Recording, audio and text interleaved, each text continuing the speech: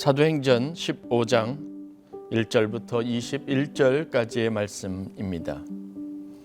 어떤 사람들이 유대로부터 내려와서 형제들을 가르치되 너희가 모세의 법대로 할례를 받지 아니하면 능히 구원을 받지 못하리라 하니 바울 및 바나바와 그들 사이에 적지 아니한 다툼과 변론이 일어난지라.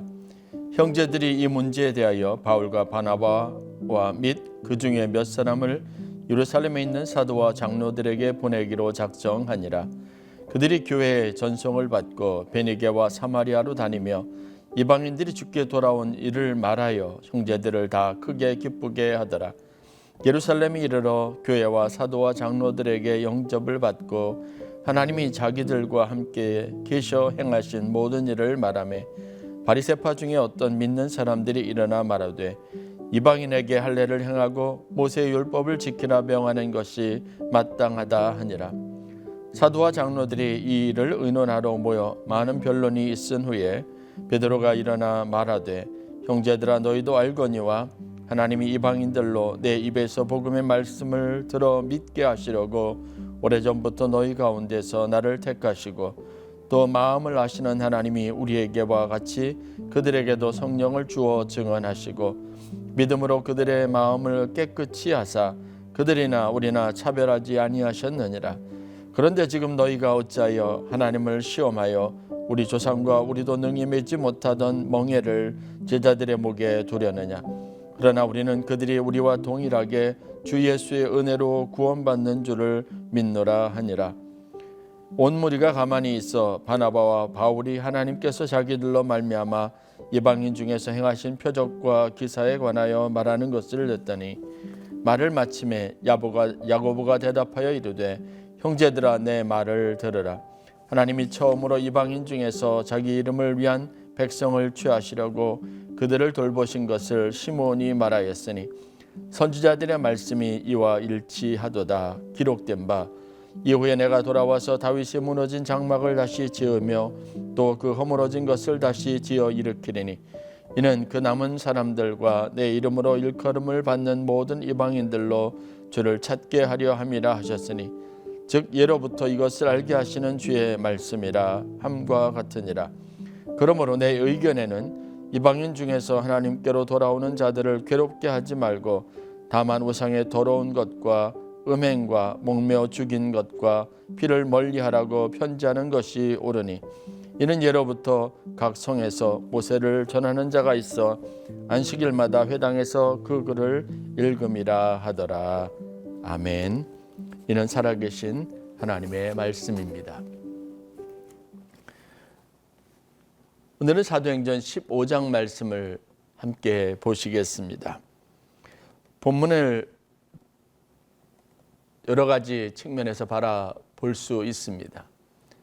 그러나 사도행전 15장은 성경 전체에서 그리고 사도행전의 역사 안에서 가장 중요한 한 사건을 다루고 있어서 중요하게 여겨지는 본문입니다. 초대교회 안에 사도 바울로부터 시작되었던 이 위대한 일들이 이방 선교라고 하는 이방인들을 위한 하나님의 영원 구원의 위대한 사역이라고 하는 새로운 틀 안에서 새로운 이해를 가지고 보아질 수 있는 그렇게 정이 내려지는 하나의 사건을 다루고 있기 때문에 그렇습니다. 예루살렘 사도회의라고 잘 알려져 있는 이 내용들, 이 회의를 통해서 예루살렘에 있었던 베드로와 야고보를 비롯한 많은 예수님의 제자들 그룹과 그들 통해서 복음이 전해지고 말씀을 듣고 예수 그리스도를 믿게 된 많은 교회의 형제들이 이제는 이방 지역에 있는 그곳에서 바울의 선교를 복음 제시를 받고 예수를 믿게 된 많은 사람들을 형제여 다 같은 하나님의 아들로 인정하는 결정을 하였기 때문에 그렇습니다.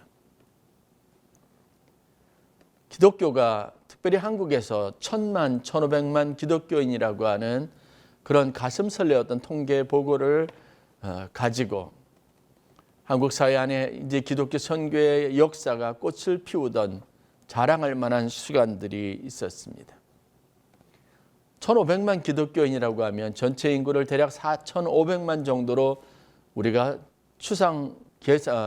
추측해 볼 때 대략 3분의 1가량, 많이 잡을 때 한 30% 정도가 기독교인이라고 하는 의미를 갖습니다.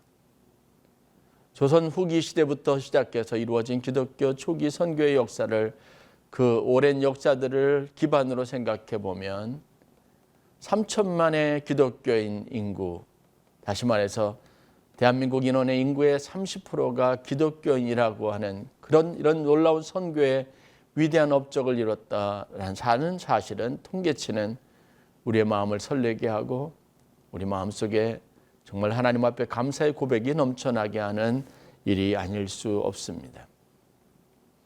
그런데 그 30%에 달하는 기독교인 수의 폭발적인 증가의 정점에 이르렀을 때 더 이상 성장하지 못하고 기독교는 새로운 어려운 도전에 직면하게 됩니다. 제 기억에 그 즈음에 기독교라고 하는 말보다는 개독교라고 알려진 이 신조어, 새로운 단어의 그런 출현을 떠올릴 수 있습니다. 개독교라고 하는 말이, 신조어가 생겨나기 시작했다는 겁니다. 물론 이런 말이 가지고 있는 의미는 분명합니다. 기독교가 하나의 거룩하고 아름답고 명예로운 상징처럼 여겨졌던 순간에, 그 정점에서 기독교는 어느 순간인가 많은 사람들에게 그릇되고 잘못되고 그 이면의 어두운 부분들을 드러내고 보여지면서 참다운 기독교의 정신을 잃어버렸다라고 하는 비판에 직면하게 된 겁니다. 이유는 간단합니다. 많은 사람들이 기독교인이라고 스스로 일컬어지는 많은 사람들에게, 성도들에게, 믿는 사람들에게서 그들이 말하고 그들이 자랑하고 그들이 포교의 선교의 한 일환으로 삼는 기독교의 가장 핵심적인 가르침과 진리와는 다른 모습을 보이기 때문에 그렇습니다. 기독교가 엉망이 되었다, 이런 의미에서 아마 개독교라고 하는 새로운 신조어가 탄생한 것이 아닐까 싶습니다. 올바른 질서, 그 안에서 정착되어야 할 바람직한 문화들, 사회적인 현상들을 이제 그것이 엉망이 되어버렸다고 하는 의미일 것입니다. 초대교회도 위대한 선교의 시대가 찾아왔습니다. 예루살렘을 중심으로 이제 시작되었던 오순절날 성령 사건으로 많은 사람들이 예수를 믿고 영접하는 놀라운 일들이 있게 됩니다. 성령께서 하시는 놀라운 일들을 우리는 사도행전 매 장과 매 절들을 통해서 만날 수 있고 경험하게 됩니다. 때로는 그들이 핍박을 피해서 흩어졌던 사마리아 땅에서, 혹은 유대 땅, 우리가 낯설게 여겨졌던 지역에서 성령께서 어떻게 그들을 통해서, 성령 충만한 믿는 무리들을 통해서 어떻게 복음을 전파하게 하시고 그들이 어떻게 예수를 믿게 하시는지 우리가 살펴보는 기쁨을 지금까지 누릴 수 있었습니다. 이는 단순히 예루살렘이나 유대 땅뿐만 아니라 사도 바울을 특별한 계획으로 부르시고 아주 놀라운 한 사건을 통해서 그를 회심시키셨던 하나님의, 그리고 성령이 이방 선교라고 하는 새로운 지평을 열어가는 과정도 우리가 살펴보았습니다. 우리 한국교회 선교 역사, 우리의 신앙의 역사와 아주 유사한 점들이 많이 있습니다. 예수를 믿는 은혜, 그 은혜의 감격, 그 감격을 체험했던 믿는 사람들이 다른 사람들에게 복음을 전하고 예수를 믿게 하는 이 위대한 선교와 전도의 시대가 우리에게도 있었습니다. 그런데 그것이 정점에 이를 즈음에 우리의 신앙은, 또 기독교 사회는 새로운 도전을 필연적으로 맞이하게 된다는 것을 알 수 있습니다. 우리가 우리 복음에 대한 깊은 이해를 가지고 우리 삶을 스스로 성찰하지 못하면 하나님이 주셨던 이 은혜와 기회들을 잃어버릴 수 있다는 사실들을 우리가 알게 되기 때문에 그렇습니다. 오늘 사도행전 15장에서 보는 말씀도 마찬가지입니다. 사도 바울이 바나바와 함께 선교팀들을 구성하고 함께 동행했던 예수 믿는 제자들과 그들이 어떤 열정을 가지고 소아시아 지역을 다니며 안디옥 갈라디아 지방을 다니면서 복음을 전했는지 우리가 잘 알고 있습니다. 그들은 목숨을 내놓았습니다. 순교자의 사세를 가지고 복음을 전했습니다. 그렇게 그들이 열정을 다해서 가는 곳마다 복음을 전하고 많은 사람들에게 예수 그리스도와 그로 말미암아 얻게 되는 구원의 도리에 대해서 가르치고 그 도리에 성령의 감동을 받고 마음의 변화를 받은 많은 사람들이 신앙 공동체 안에 들어오기 시작했습니다. 그러나 그와는 대조적으로 다른 한편으로는 이를 시기하고 이 일에 끝까지 반대하고 이 일을 더 이상 진행하지 못하게 하려고 하는 꾸준한 그리고 끊임없는 유대인 신앙 공동체의 도전도 있었습니다. 그것 때문에 이고니온에서 바울과 바나바는 거의 죽음의 지경에까지 이르는 안타까운 일도 경험하게 됩니다. 문제는 복음을 전하고 지나간 자리 그 뒤에 다시 새롭게 그들에게 들어와서 그들을 미혹하게 하고 그들이 경험했던 그들이 그리고 체험했던 이 은혜 체험에 대해서 조목조목 성경의 율법의 조항들을 따지고 들면서 그것이 가지고 있는 잘못된 점들이 무엇이며 이것이 얼마나 그릇된 사상인지를 집요하게 논리적으로 공격해대는 유대인들의 공격이 계속되고 있었다는 사실입니다. 바울은 이 일 때문에 많은 어려움을 겪어야 했습니다. 그런데 이 일은 단순히 바울의 문제만이 아니었습니다. 그리고 이방인 지역에서 행해지는 선교의 중요한 장애의 문제만이 아니었습니다. 이 일은 믿는 사람들, 다시 말해서 예수를 믿는 사람들에게까지 유대교 그리스도인, 다시 말해서 유대인 전통의 신앙을 가지고 있다가 예수를 믿고 예수님을 따르는 무리가 되었던 자발적인 성도들에게까지 이 문제는 이전에 고민하지 못했던 이 문제는 새로운 영역의 영적인 도전거리가 되었다는 겁니다.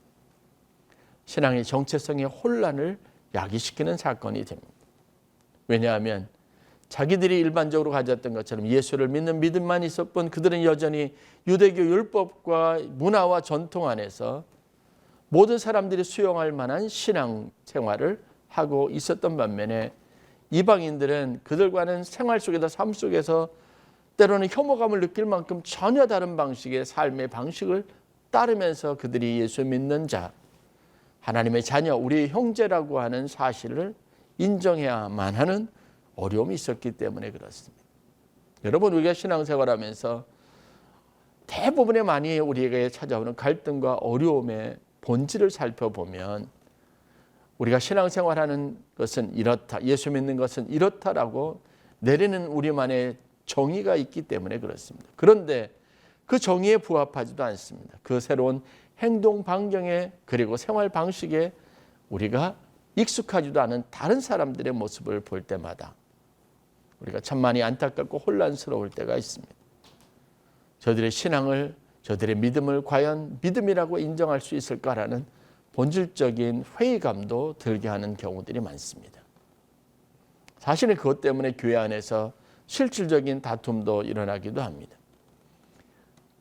때로는 이 문제를 다루기 위해서 기획위원회나 아니면 임원회의나 아니면 교회의 핵심적인 장로님들과 몇 사람들과 심지어는 좀 더 확대된 영역에서 각 교회의 목사님들이나 아니면 교리적인 어떤 부분을 담당하는 그런 해박한 교리적 이해를 가지고 지식을 가지고 있는 분들끼리 이런 문제로 회의를 하더라도 굉장히 많은 의견 충돌이 있습니다. 오늘 여기서도 보면 아예 그룹화되어져 있습니다. 유대로부터 내려와서 형제들을 가르치는 어떤 사람들, 그 사람들은 모세의 율법을 배웠던 사람들이고 할례를 경험했던 사람이고 신앙적인 정체성과 유대교의 정체성이 분명한 사람들인데 이들이 바울과 바나바와 함께 변론을 벌이는데 이 변론이 단순한 변론이 아니라 서로 의견을 주고받는 것이 아니라 이 일로 다툼이 일어났다라고 성경에 기록하고 있습니다. 사도행전 15장 2절 말씀입니다. 바울 및 바나바와 그들 사이에 적지 아니한 다툼과 변론이 일어난지라. 형제들이 이 문제에 대하여 바울과 바나바와 및 그 중에 몇 사람을 예루살렘에 있는 사도와 장로들에게 보내기로 작정하니라. 본문을 통해서 우리가 들여다볼 수 있는 이 결정이 있게 된 배경을 살펴보면 이들이 이 문제로 일어난 변론과 다툼이 그냥 가볍게 여길 정도의 문제가 아니었다는 겁니다. 적지 아니하다. 아주 많이 이 문제 때문에 더 많은 사역의 현장에서 쏟아야 될 에너지들이 이 다툼과 변론으로 허비되고 소비되고 있다는 생각들을 갖게 된 겁니다. 그래서 이 문제에 대한 해결점을 찾고 더 이상 이 소모적인 논쟁이 계속되지 않도록 해야 되겠다고 했던 형제들이 바울과 바나바를 예루살렘에 있는 사도들에게 보내기로 한 겁니다. 그들이 보냄을 받아서 예루살렘으로 가는 중에 보면 베니게와 사마리아를 두루 거치면서 그 지역을 다니면서 자신들에게 일어났던 이 놀라운 소아시아 지역에서의 선교적인 하나님의 역사를 보고한 것 같습니다. 이방인들이 주님께 돌아왔다는 이 단순한 이야기, 이 이야기를 들었던 많은 형제들이 정말 크게 기뻐하였습니다.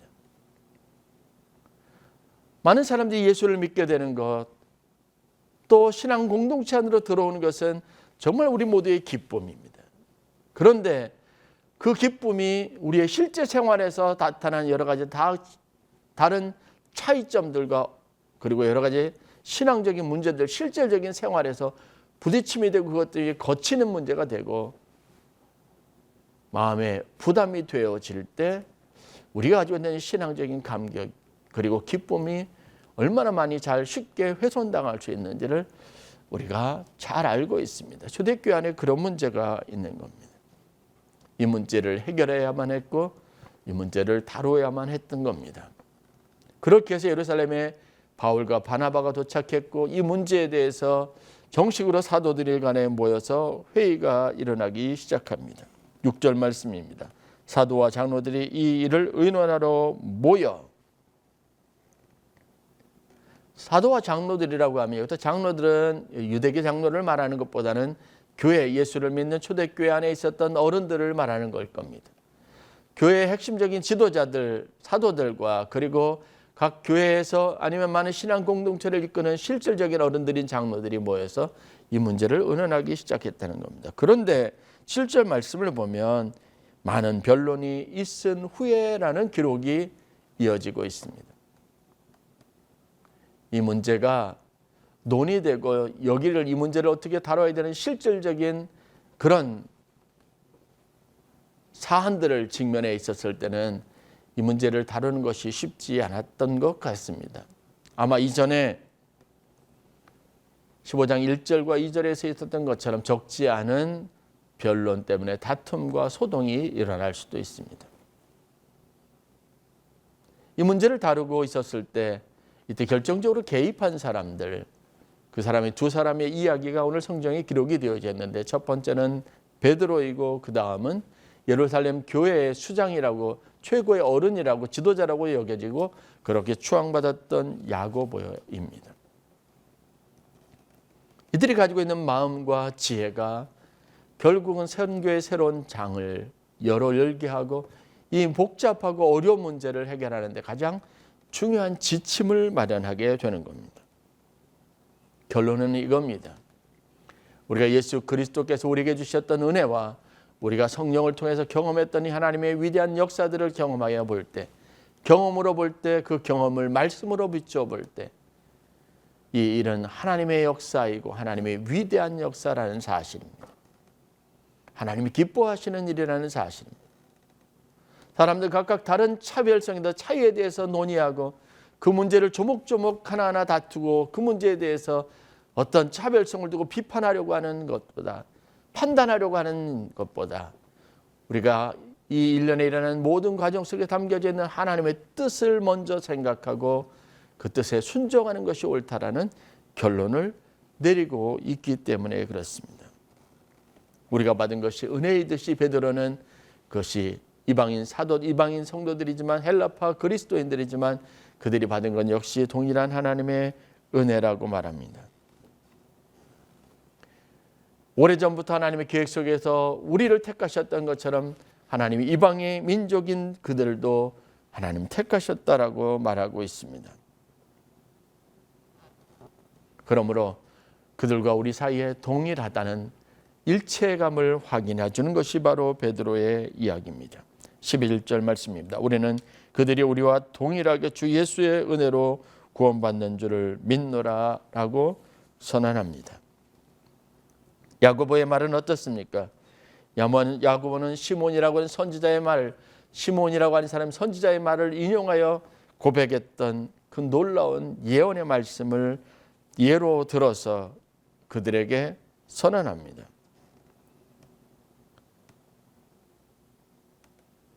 사도행전 15장 16절부터 18절까지의 말씀, 이 말씀을 통해서 야고보는 하나님의 오랜 계획 안에 이방인들과 남은 자들과 그를 향한 하나님의 구원의 계획, 그들을 찾고 찾아서 구원하려고 했던 하나님의 놀라운 계획이 포함되어져 있다는 사실을 확인시켜 줍니다.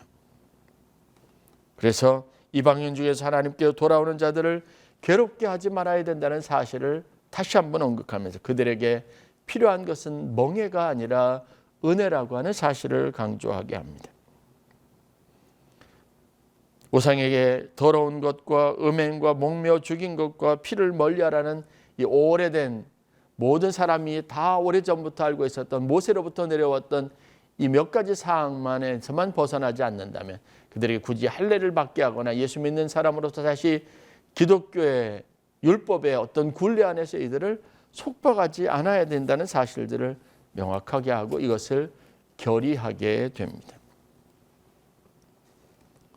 결국 오늘 우리가 이러한 일련의 상황들을 통해서 우리 실제 상황 속에서 우리 오늘 신앙생활 속에서 맞이하게 될 일련의 문제들, 이와 유사한 문제들을 우리가 어떤 관점에서 보아야 하는지 지혜를 얻을 수 있습니다. 하나님은 우리에게 은혜를 주셨습니다. 하나님 우리에게 주신 것은 말씀은 멍해가 아닙니다. 그것은 우리를 새롭게 하고 우리의 삶을 아름답게 하고 우리의 삶을 은혜롭게 하고 우리의 삶을 하나님의 거룩하고 순전하고 온전하신 뜻에 합당한 모습으로 바꾸어가는 아주 중요한 긍정적인 에너지가 되어야 한다는 겁니다. 말씀도 하나님의 은혜도 여러분 우리를 새롭게 하고 우리를 하나님의 자녀로 만들어가는 그 일을 위해서 작용해야 한다는 사실을 여러분 분명하게 인식할 수 있어야 합니다. 오늘 우리가 받았던 모든 하나님의 말씀과 우리가 가져야 될 영적인 긴장감의 핵심은 우리의 건강하고 아름다운 영적인 성장에 있습니다. 즉 하나님의 뜻에 순종하고 예수 그리스도를 닮아가는 삶의 목표 안에 있다는 사실을 분명하게 해야 합니다. 때로는 하나님이 우리에게 거치는 돌을 주시기도 합니다. 내 앞에 내 자신을 돌아보게 하는 거울로 우리 자신을 비춰보게도 하십니다. 때로는 따가운 채찍으로 우리를 치시기도 하십니다. 내게는 그것이 아프고 고통스러울지라도 결국은 그것을 통해서 우리가 깨닫게 되는 것은 나를 통한 하나님의 거룩한 계획입니다. 나를 온전하게 하시고 나를 거룩하게 하시고 하나님의 자녀로 흠이 없게 하시기 위한 하나님의 계획이 그 가운데 있었다는 사실을 깨달아야 한다는 겁니다. 마찬가지로 우리가 다른 사람들을 대할 때 다른 사람들을 위해서 우리가 필요한 도움을 주거나 기도할 때 그들을 권면할 때나 그들을 위해서 우리가 필요한 어떤 성도로서의 우리의 직분들을 감당하려고 할 때 절대로 잊지 말아야 될 것이 바로 이겁니다. 우리가 그들을 위해서 해야 하는 일은 그들에게 주는 일은 멍해가 아니라 은혜입니다. 그들을 온전하게 하기 위한 것, 그들을 하나님 앞에 바르게 하기 위한 것, 그리고 그들을 하나님의 사람으로 세워가는 것에 있어야 하는 겁니다. 그래서 채찍도 사랑과 긍휼의 또 다른 표현이 될 수 있습니다. 하나님이 우리에게 주시는 삶의 어려움과 고난도 우리를 성장시키고 우리를 믿음의 사람으로 온전하게 하는 일이 되는 것과 같은 이치입니다. 여러분 무엇을 하든 은혜로 하시기를 바랍니다. 은혜의 원리가 따르는 것이 될 수 있기를 바랍니다. 그 사람을 진심으로 원하고 사랑하는 마음에 여러분들의 손에 채찍이 들려줘야 합니다. 여러분들이 내뱉는 말이 때로는 아프고 고통스러운 날카로운 채찍과 칼과 같다 할지라도 거기에는 그것이 비난하거나 그들의 영혼을 죽이기 위한 것이 아니라 상체기를 내기 위한 것이 아니라 그들의 영혼을 너무나 사랑하는 우리의 따뜻한 마음과 자비와 긍휼을 담고 있는 것이 되어야 하는 겁니다. 오늘 우리의 삶을 되돌아보았으면 합니다. 과연 우리가 하는 모든 일들은 하나님 앞에 우리 스스로 가지고 있었던 열심은 복음적인 동기를 기반으로 하고 있는가라는 겁니다. 혹시 나는 다른 사람에게 멍해를 쥐어주는 것은 아닌가? 그들에게 은혜를 베풀기보다 자비를 베풀기보다 그들이 하나님 앞에 사랑으로 그들을 감싸고 그들을 온전하게 하려고 하는 동기보다 그들의 인생에 더 큰 멍해와 더 삶에 큰 고통을 가중시키는 일은 아닌가 되돌아볼 수 있어야 합니다. 하나님의 말씀을 분별하는 힘이 지혜가 우리에게 필요한 것 같습니다. 상황을 분별할 수 있는 영적 분별력을 갖는 것이 필요한 시대인 것 같습니다. 하나님 우리에게 주셨던 이 신앙 공동체는 기독교 공동체입니다. 세상 사람들이 보는 것처럼 아수라장이고 개판인 개독교의 모습이 아니라는 것을 알아야 합니다. 우리에게 주셨던 이 복음의 모든 능력은 새롭게 하고 온전하게 하는 힘에 있습니다. 저와 여러분들이 모두 서로 간에 멍해가 아닌 은혜를 공급하고 나누는 아름다운 삶을 살아갈 수 있기를 주의 이름으로 간절히 축원합니다. 우리가 애쓰고 수고하고 때로는 모여서 논의하고 회의하는 모든 일까지도 여러분 온전하게 하기 위한 것이어야 합니다.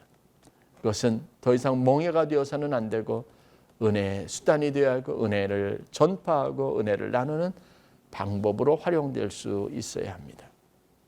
멍해가 아닌 은혜, 그 분명한 원칙과 원리들을 가지고 우리에게 주어진 이 신앙 공동체를 더욱 풍성하고 아름답게 할 수 있는 은혜가 있기를 주의 이름으로 간절히 축원합니다.